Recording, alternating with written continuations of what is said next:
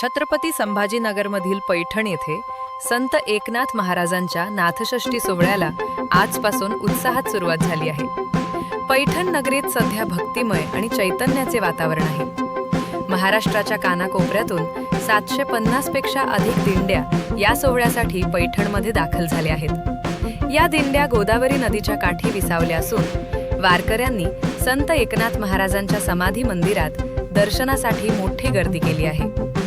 फाल्गुन वैद्य षष्ठी या तिथीला संत एकनाथ महाराजांनी समाधी घेतल्याने हा दिवस नाथषष्ठी म्हणून ओळखला जातो.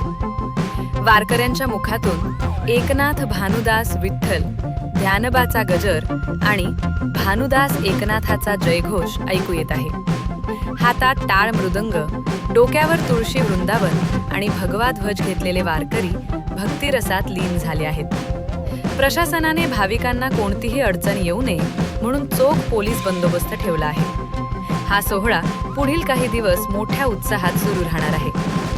Bureau report Mahesh Jagdare, TV 24 news, Vaijapur, Chhatrapati Sambhajinagar.